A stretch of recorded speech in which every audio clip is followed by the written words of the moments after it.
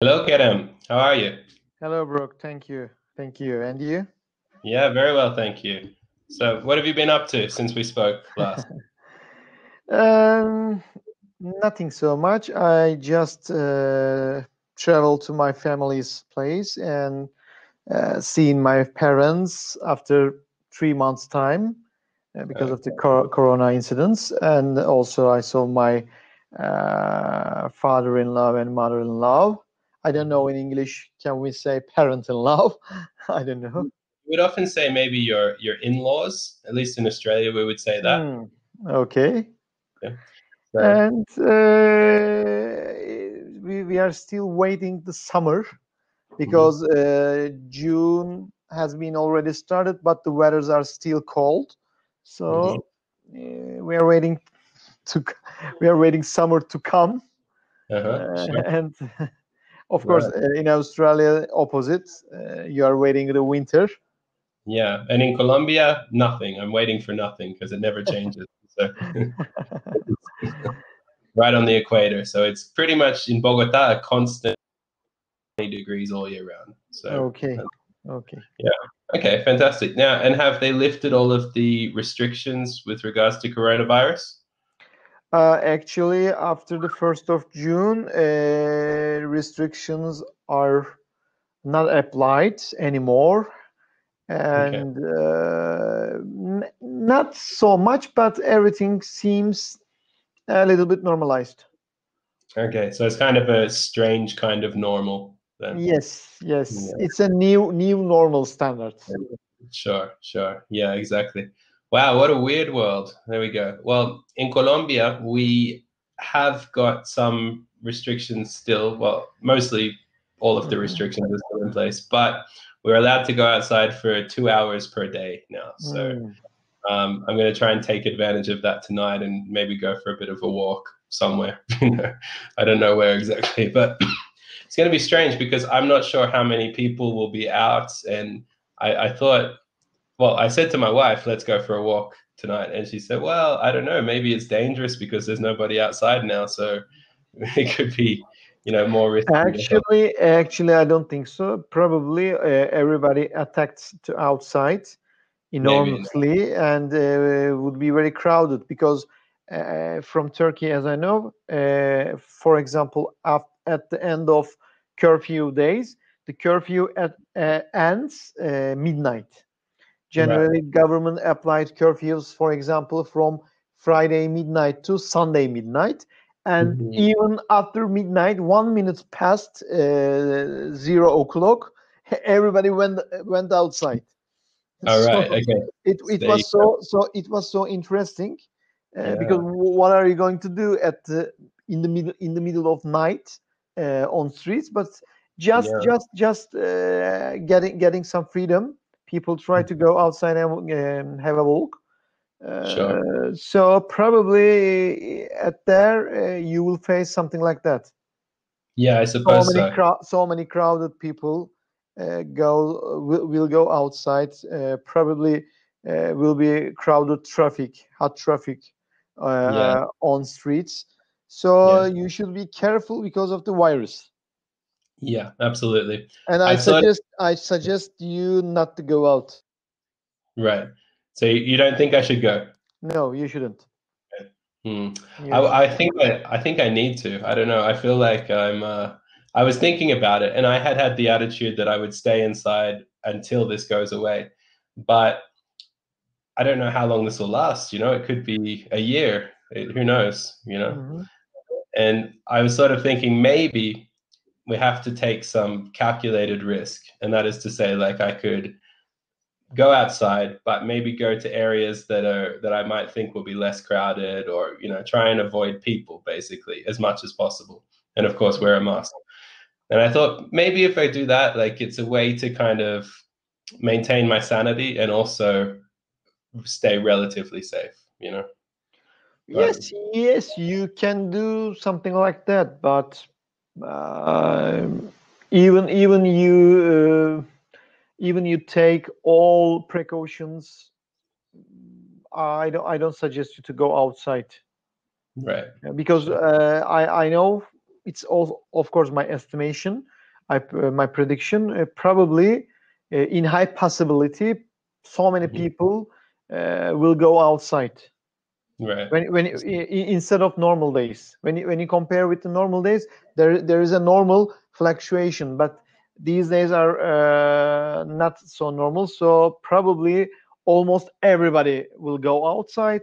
So it will be more crowded than normal days. Right. I suppose you're right. But again, in that way, because people can take their 2 hours any time of day, perhaps they won't take it during the night if if that doesn't suit them. That's probably the benefit. Because But how the government inspect them? it's a good question. They don't think they have a way to do it. They wanted to try with an application, but as far as I'm aware, that's not happening. So I think they just have to take people's. Okay. Even they use an application. It's your choice to click the application that the time you go outside. So you can walk, for example, 3 hours without caught by a cop. Then when you saw a government people, a cop or some law enforcement, you can just click your application like you just went out. Yeah, So I agree. I agree that I don't think there's any way for them to police it effectively. In Turkey, the government had similar kind of precautions, but they just gave people, for example, 2 hours, but restricted 2 hours from 2 p.m. to 4 p.m. That's all. Sure. So they can supervise people between these hours.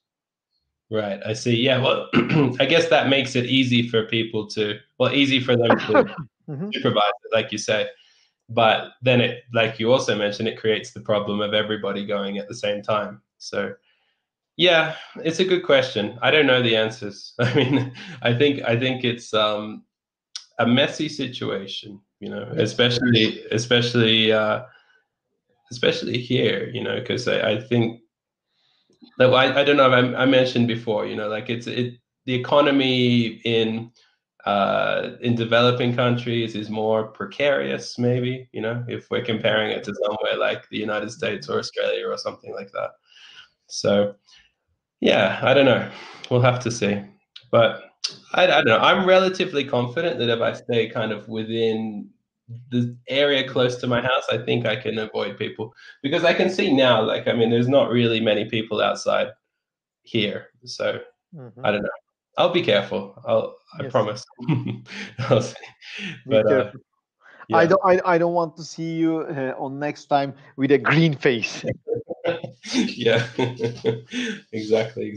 So it's I think as well, like, as long as if you like wash your hands and avoid kind of cover your face, I think it yes, of course, these are all very effective precautions, but not protect you 100%. No, maybe exactly. maybe 99, but even 1% is sometimes a huge possibility. Sure. There's a sentence which I like a lot. Probability is like gravity, and you cannot mess with gravity. Yeah, that's true. That's a good point. And actually, the analogy that I liked with regards to the risk, they said, like, if somebody gave you a bowl of M&Ms, for example, and told you that one of those M&Ms would give you coronavirus or would kill you, you wouldn't eat any M&Ms. You would just ignore it, Yes. So it's, when you put it like that, you kind of think, yeah, well, I guess 1% is actually a pretty high risk, even if it doesn't sound like it, there's a game, Russian roulette. Do you know? Same. Yeah, exactly. Because you are not.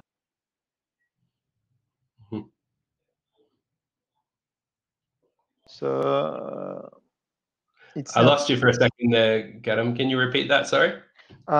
It's not like betting money. It's about betting your health or life.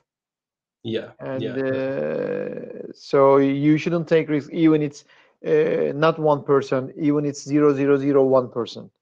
Yeah. Well, it's basically it's a game that you can't afford to lose. Yes. You know, when you bet money, well, hopefully if you do it responsibly, you should be able to afford to lose. You know. Yes. But if it's your life, well, yeah, you can't for sure. And sometimes, especially about this kind of possibilities, numbers are not numbers are meaningless. So sometimes all possibilities should be evaluated only 50%. 0, 1. Sure. Yeah. Even the smallest one is a possibility. If it's a possibility, maybe a devil can push you to these possibilities. Right. I see.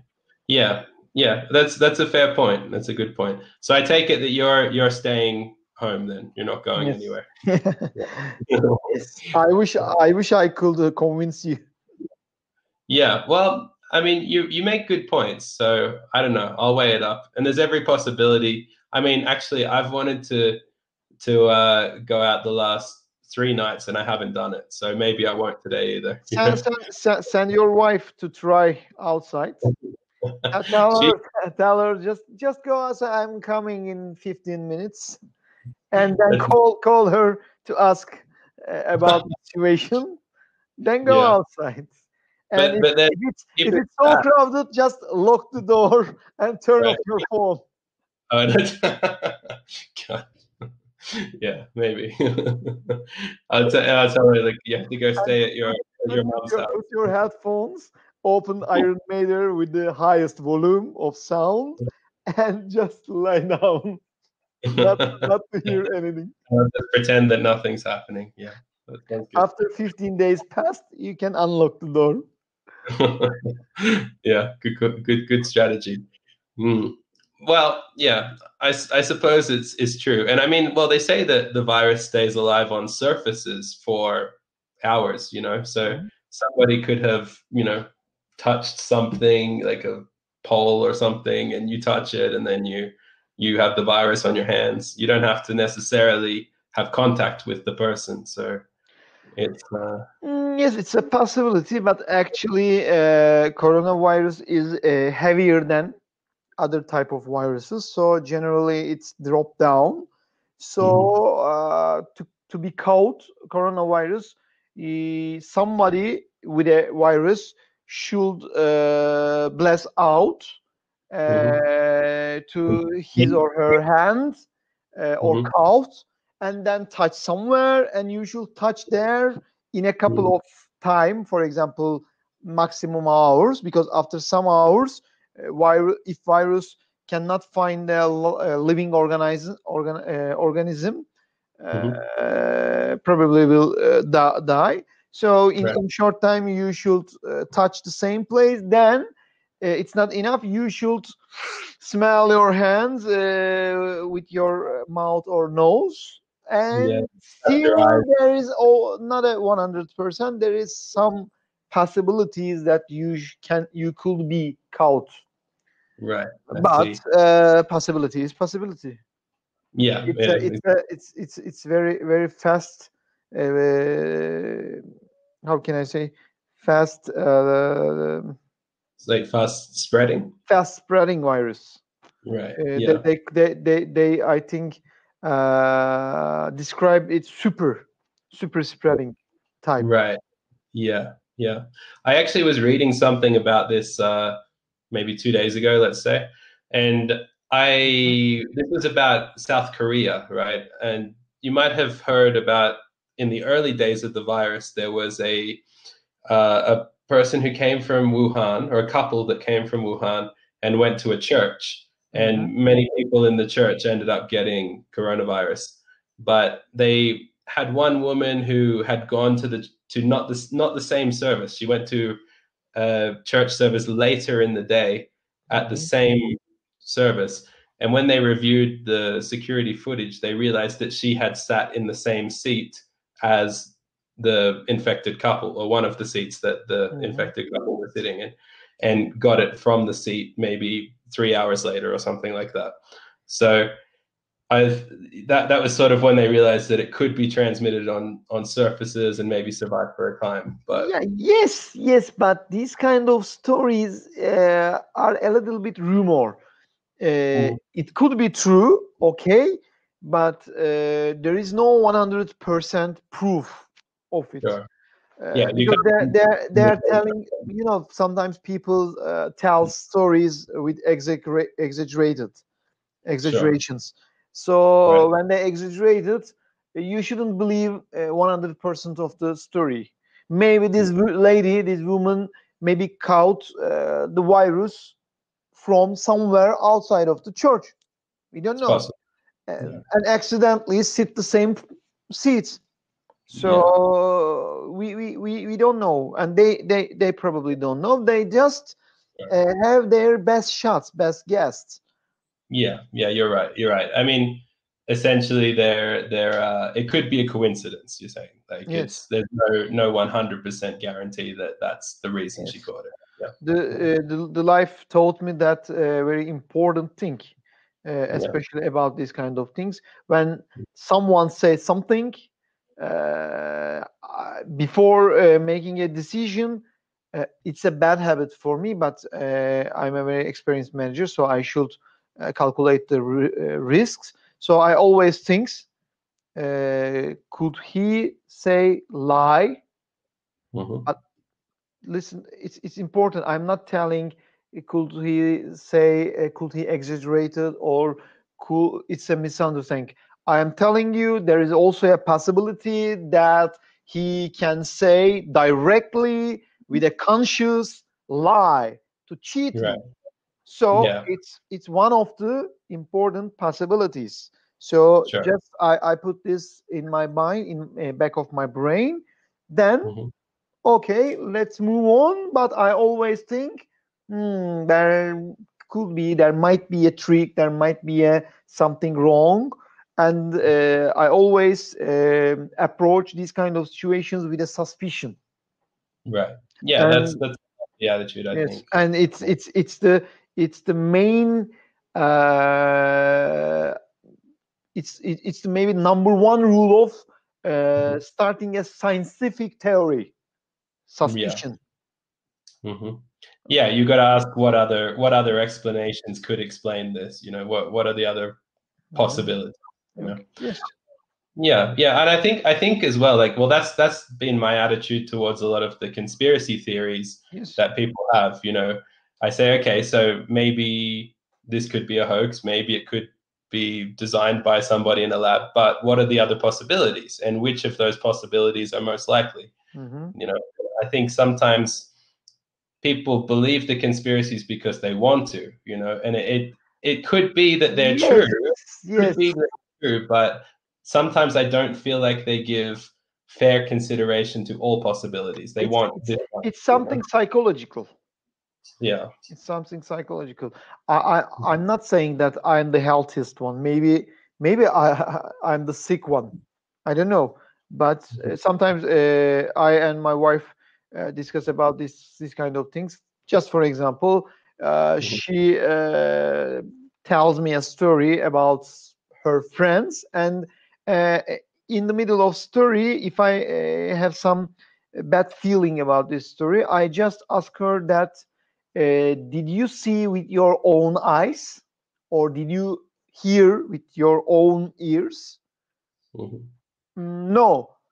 Someone sees and told me, okay, let's stop. Let's start evaluating from the beginning of the story.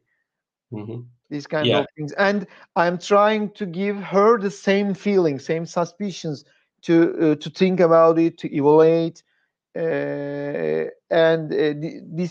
especially these kind of things, because we are surrounded so many people, especially living with the social media, so they are trying to show everything to other people differently. There's a real photo, passport photograph, and Instagram photograph. Absolutely. So sometimes people try to exaggerate and try to affect other people. So whenever I faced with a strange story, I started to ask, could it be totally different? Yes. So let's investigate. Let's be sure first. Sure. Yeah, absolutely. So this story is like that. Someone in South Korea or some government published something. We face so many very important politicians on TV. They are saying directly lie, directly. So it doesn't mean that some country's president or prime minister says so it should be true. No, he is human. So he also can say lie. Also has motivation to lie. Like every politician has some motivation to lie. It serves their interests. Today's era, I realized that people trained and study it to be polite, and some people using this gesture as a weapon. For example, we are discussing something about, even I have a feeling about your story, so I couldn't tell you directly, no, Brock, you are saying lie. I'm trying to say, Brock, thank you, but is there any misunderstanding? Trying to be polite. Everybody afraid from each other and cannot say directly, you are saying lie, because saying someone that he was saying lie, it's a way that you cannot turn back. It's a border. When you pass this border, when you break the trustment chain, you cannot turn back after that moment. So everybody control themselves before attacking the opponent, trying to polite ways. I understand what you say, but okay, let's consideration. Let's give me a time to consider. Give me a time to think about it. Come on, guy. If you think he is saying lie, just tell him, just directly. But today's people, we are trained by our parents just to be polite, just to be control ourselves. I'm not blaming them because it's a method of protecting yourself, covering yourself, but also it gives the opponent side an advantage, a weapon. If they have a bad aim, if they have evil things, they can use it. And today's politicians use this methodology because any of the reporters, newspaper reporters, cannot ask them that they are saying lie. Just they say, okay, you say something like that, but we read the report a little bit differently. No, not a little bit differently, totally differently, opposite of the speech. So just ask him. Just ask Donald Trump or just ask some country's prime minister or president. Okay, Mr. President, now you are saying this, but sorry. I think heard about it. People are scared of the reaction. They're scared, they're scared the reaction of, okay, you are telling me a liar, or you are trying to tell people that I'm liar. Shame on you. So everybody afraid of this reaction. Yeah, it's true. And I think, I feel it, when you're talking to a person, you don't want to tell them that they're completely wrong, because you feel like, oh, this is going to create some conflict or it's going to be uncomfortable. But I think the other side of that is that, like you said, I mean, just as you can't be sure in some cases, just as you can't be sure that the person is telling the truth, you also can't necessarily be 100% sure that they're lying or that what they're saying is false. So you can take the cautious path and say, well, okay, there are other possibilities. Because people are not so sure, because people are not investigate enough, are not read enough, are not research enough. So they just thought, he is saying something suspicious, and they just suspect themselves. Maybe he could be right, so I could be wrong. So they're afraid to ask him again in front of especially other people. Yes, Because absolutely. they're not equipped well. It happens sometimes if you do make a statement and you haven't done enough research, you can make a mistake, you know, and it's not that you're wrong, you know. So you're right. That's at the key of it. How much have you investigated? You know, what information do you have before you make that statement? It's a good point. And I don't know. I don't I don't know what the answers are to this. I have my suspicions about like the reality of the situation. I mean, I don't go towards the conspiracies generally. I tend to think that this is just something that was going to happen at some point. But there's no way to disprove them. You can't say that, okay, like this is definitely not a plan to, you know, like I can't say it's definitely not, but I don't think it is. I don't think that that's the most likely explanation. We are the main problem. We are expecting normal behavior from abnormal people. Right. This is the main problem of today's approach. We are expecting normal situations, normal behavior, normal speech from abnormal people, and we cannot understand because we think everybody like ourselves, their personality like our personality. Today, for example, this afternoon we have a discussion with my father. My father is a retired teacher, and he just complained that, for example, the inflation rate is 25% in here, but they just have a salary raise 5%. And he just complained about it, and I told him, what did you expect it?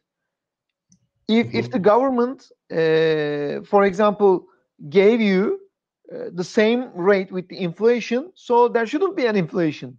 The meaning of the inflation is, it's an economical term, they couldn't decrease your salary, so they increase the prices, and they increase your salary less than these the first increases. So the difference is trying to cover other budget gaps. This is the real, of course, not this kind of simple, but when you think about general purpose, general approach, this is a definition of inflation. Otherwise, if governments has an option giving you a salary more than inflation, there won't be an inflation. So they don't need to give you a salary increase. This is the meaning. They are trying to take a lot more money from your pocket, so they just increase prices and don't increase their salary, or increase less than inflation, less than they are trying to catch the gap of their budget. This is the definition of it. It's very normal. You shouldn't expect something normal behavior from abnormal management. Sure. Yeah, and I think it's we kind of forget how I don't know how abstract a lot of this system is. You know, like the whole kind of economy is like a mysterious. Economics is like a mysterious science in some ways, I think, because it's this thing that seems like it shouldn't exist, but it does, and most of us don't understand how it works, you know, and even people who do understand how it works have lots of difficulty predicting what it's going to do. Exactly. We also always have argument with my mother. My mother also follow up so many politicians on TV, and she's always angry with politicians, and she always argue like that. For example, I can't understand how this guy make this decision, and I always tell my mother, come on, mom, you shouldn't be angry. What did you expect it from him? Because he is a bad guy. He is the evil thinking. His aim is bad. What did you expect it from him? What did you expect it from or this group? Of course, they decided this is their aim. This is their normal. That's why you didn't vote for them. I see. Yeah, exactly. All right. Well, Kerem, we're about to time. Okay. So It's good talking to you again. Have a good one. Thank you so much. See you then, bro. You're welcome. See you then. Bye. Next time we will